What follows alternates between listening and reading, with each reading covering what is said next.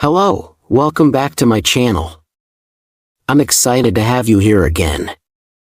Today, we have some interesting topics to explore, and I'm looking forward to diving into them with you.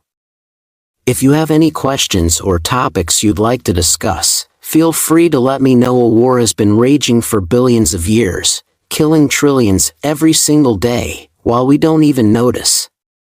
The war is fought by the single deadliest entity on our planet, the bacteriophage, or phage for short.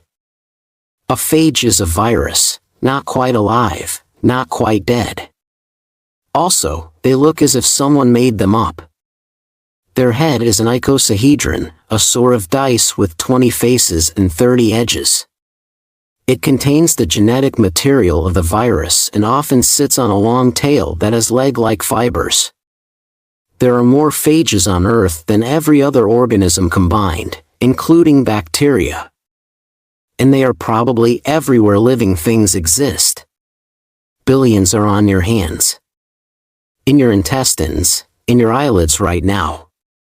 Which might make you nervous, since phages are responsible for the majority of deaths on Earth.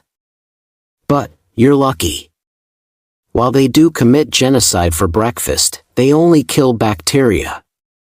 Up to 40% of all bacteria in the oceans are killed by them every single day. But phages also have major flaws. Like any other virus, phages need a host to survive and reproduce. They're not much more than genetic material in a whole. And they specialize. Usually, a phage has chosen one specific bacteria and maybe some of its very close relatives. These are its prey. Imagine a phage is like a cruise missile that only hunts and kills members of one very unlucky family. When a phage finds its victim, it connects its tail fibers with receptors and uses a sort of syringe to puncture the surface.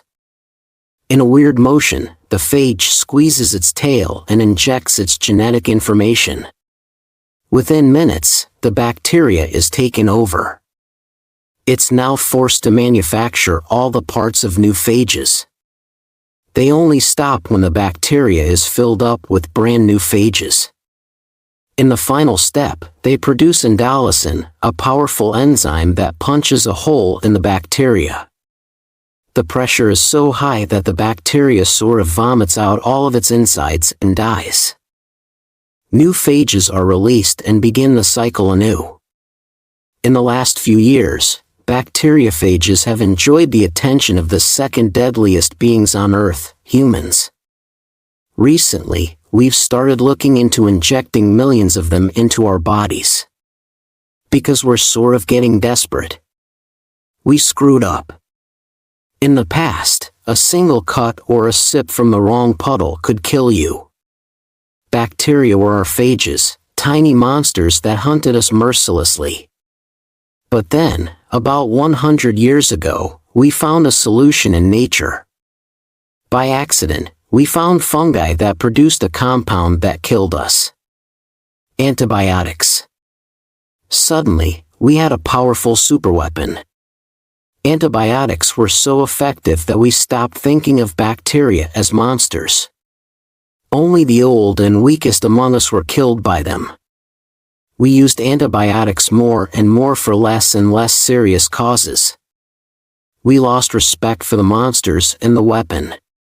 But bacteria are living things that evolve, and one by one, they started to become immune against our weapons. This continued until we had created what are called superbugs, bacteria immune to almost everything we have. This immunity is spreading across the world as we speak. By 2050, superbugs could kill more humans a year than cancer. The days when a cut or bladder infection or a cough could kill you or your loved ones are coming back.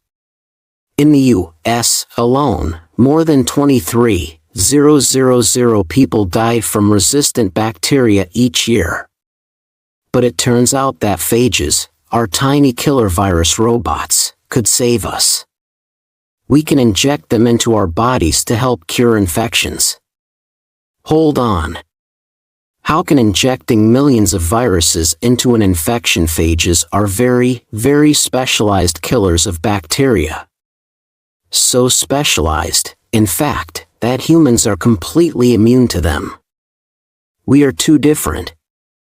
We encounter billions of phages every day, and we just politely ignore each other. Antibiotics are like carpet bombing, killing everything, even the good bacteria in our intestines that we don't want to harm. Phages are like guided missiles that only attack what they're supposed to. Wait a minute. If we use phages to kill bacteria, won't bacteria develop ways of defending themselves? Well, it's more complex than that. Phages evolve too. There has been an arms race between them and bacteria for billions of years, and so far, they're doing great. This makes phages smart weapons that are constantly getting better at killing. But even if bacteria were to become immune against our phage, we still might be able to win. It turns out that in order to become resistant to even just a few species of phages, bacteria have to give up their resistance to antibiotics. We might be able to trap them in a catch-22. This has already been successfully tested with a patient who had no other hope left. The bacteria Pseudomonas aeruginosa, one of the most feared bacteria, infected the man's chest cavity.